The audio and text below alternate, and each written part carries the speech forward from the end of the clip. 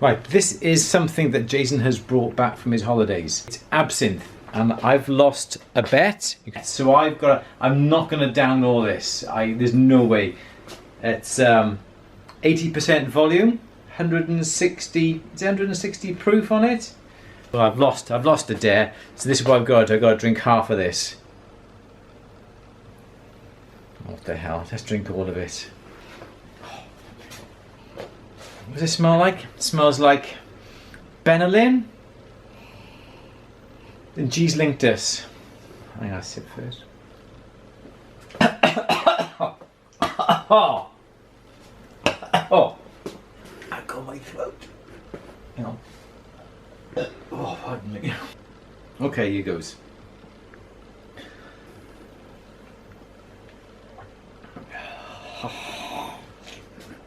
Oh my god, that's horrible. Oh, you both started to water.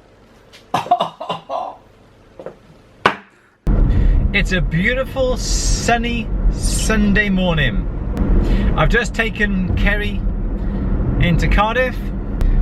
I'm just going down to a place that I love. It's a place, speed bumps. It's a place that I frequented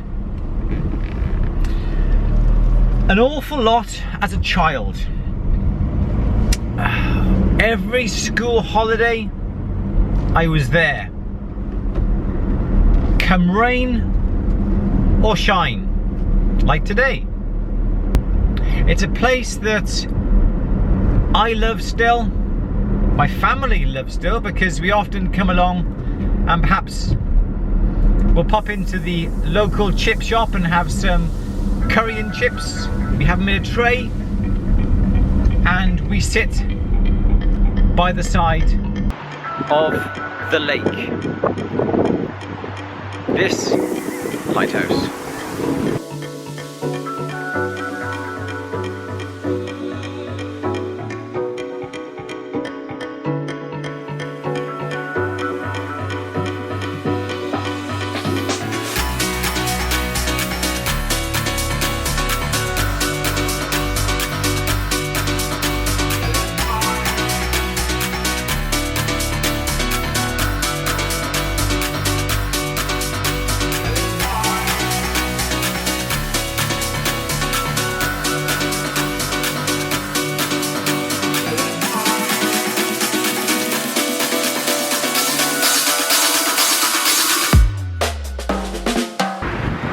I'd say that even up to the grand old age of about 17, I spent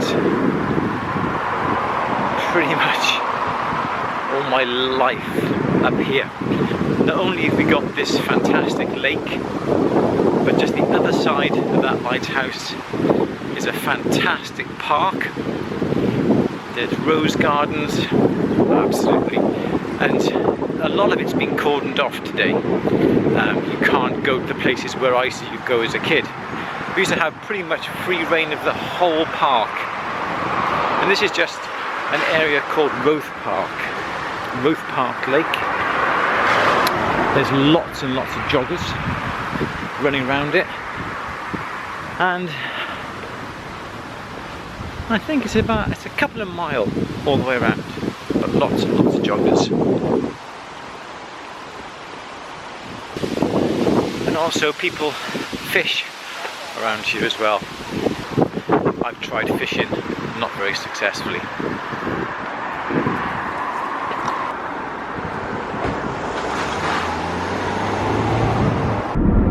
Early start for me today.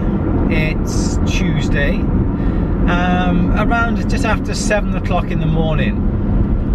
I've got a couple of meetings up in Birmingham. For those who don't know, I also work as a consultant for Betts Metal Sales, Betts Metals and Sutton Tools as well. So today is going to be full on with meetings. I have a little bit of business to do whilst I'm up in Birmingham as well. a few other people to see, so I'll try and slot them in throughout my day as best I can. Boy, do I look tired this morning. I put a white shirt on to try and make me look a bit more awake and alive than what I really am. I don't think it's working. Never mind. I got a 2-hour drive ahead of me. Hopefully I should be awake by the time I get up there.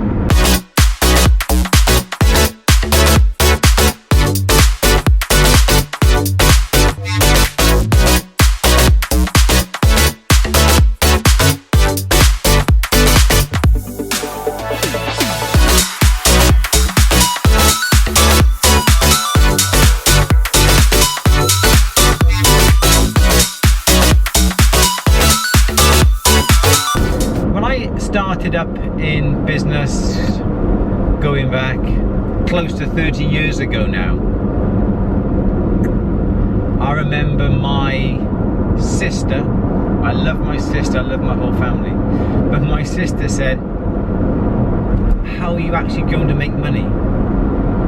Because she and her husband John had very good jobs within the civil service, working for the government.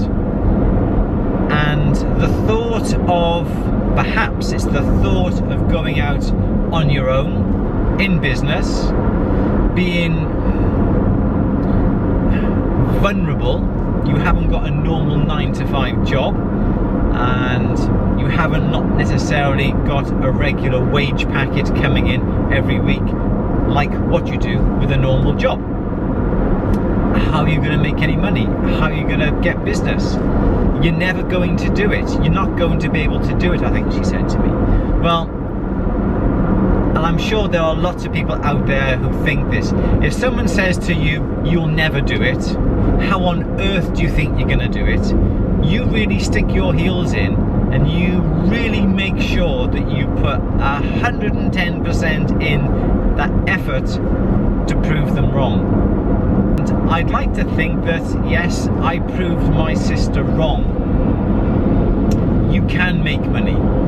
You don't have to rely upon a firm or an organization to give you the money for the work you do. You can go through life, and I'm sure that lots of people do, just go through life casually, going along, working, having their holidays, and they're happy with that, and that's fine. I really don't mind. There are lots of people out there, and I know my sister, she's retired now, but her and her husband worked for their holidays. I'm not like that. I'm the complete opposite.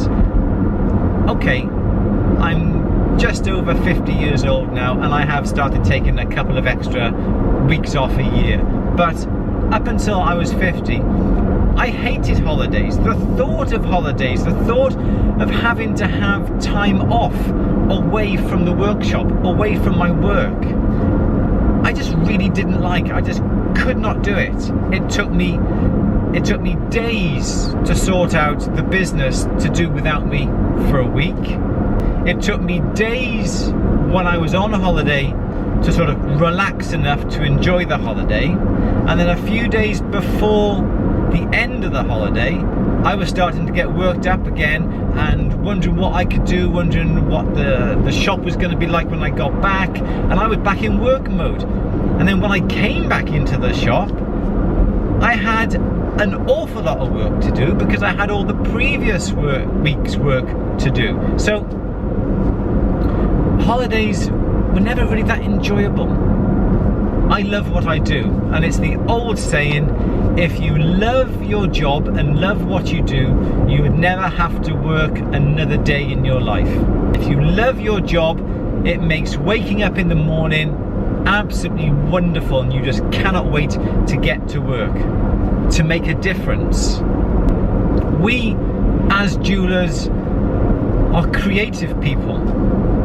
Are we creating something so people out there can turn around and say, hey, look at us, look what we can create? Are we making pieces that are going to be looked at in years to come? In the UK, United Kingdom, we have the assay offices, the British hallmarking system that has our maker's mark, our initials. It has the office that marks the work. That's on silver, gold, platinum and palladium. It'll even have the date letter if you want it. So in years to come, when people have this piece of jewellery and they look at it, they can find out who made it, when they made it. They can find out a lot of information about that person. Now, to me, that is absolutely brilliant, and it's a system that has been in the UK for hundreds of years, and I just hope it continues for hundreds of years to come. Because when I make a piece of jewellery, I make it to the best of my ability, and I want people to love it, to enjoy it, to wear it, to show it off, and I want them to pass it down to their children and their children's children. And it gives me such a kick that when we make up wedding rings, for instance, that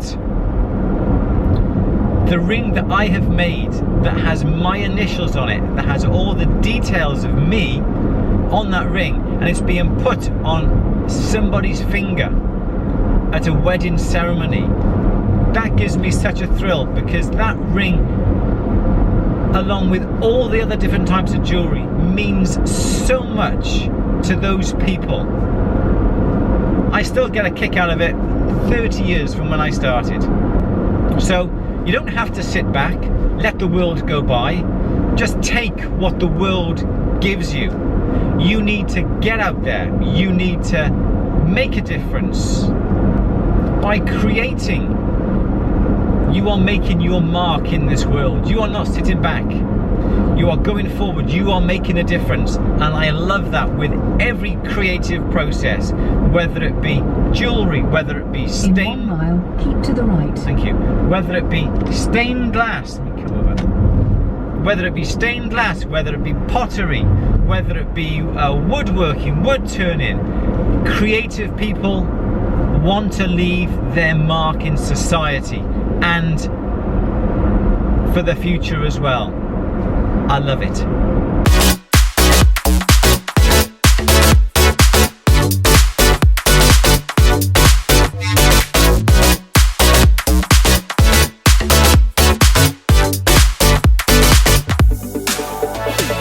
I'm at my meeting place.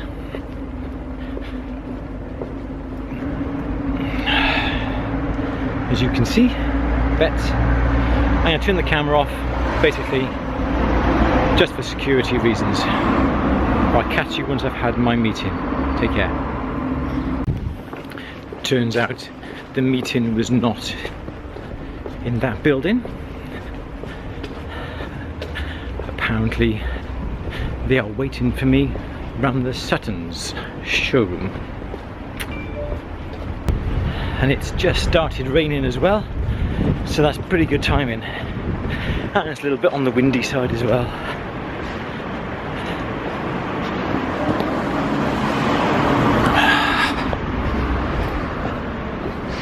There we go.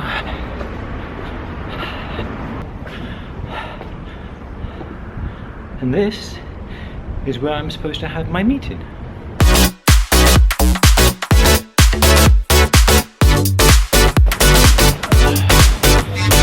That went rather well. Really good meeting. Lots of things discussed, mainly about new products for the NEC, for Sutton tools to show and for me to demonstrate. In the meantime, I need some lunch. I am starving.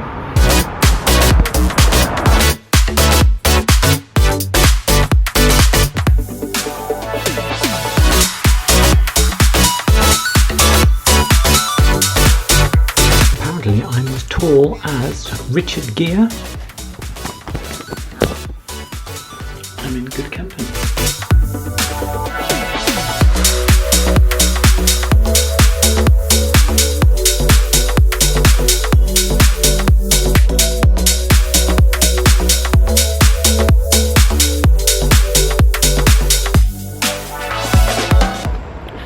there are so many jewellery shops and stores. How does everyone make money? Are they all undercutting each other?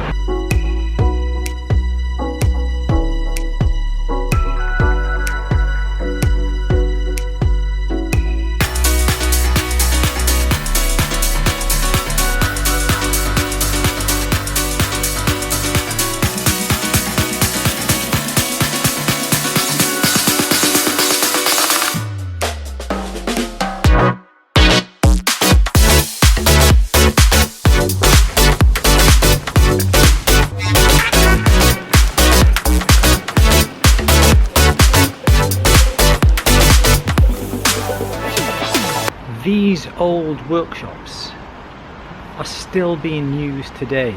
They are so antiquated, but that is how people used to work years and years ago. And Hockley is full of these little alleyways, small little businesses that are doing setting and plating and repairs and manufacturing everywhere. Everywhere, little alleyways, and when you're walking around you get that sound that you only get in the jewellery quarter and in places like Hatton Garden as well.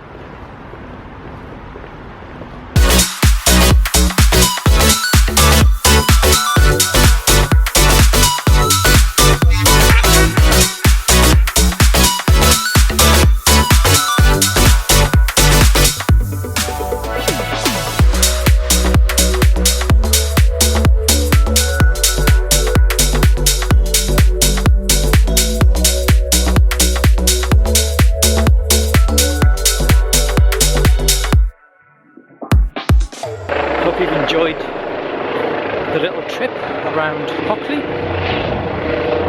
the jewellery quarter. It's time for home. Just got home and now I'm off to another meeting of a personal nature. No, it's a committee meeting. I am the press and media representative of our local cycling club, and I'm on the committee, so that is where I'm off now. And the best thing about these committee meetings is there's lots of cake and lots of coffee and tea and squash and coke and those sort of things. It's almost like a children's party. There's been comments left on a few of my previous films saying how out of breath I may seem. The thing is, I can't walk slowly. Plus, as you can see behind me,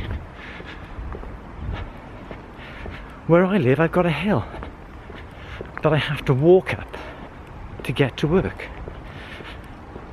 So, a hill and walking fast makes an Andrew out of breath.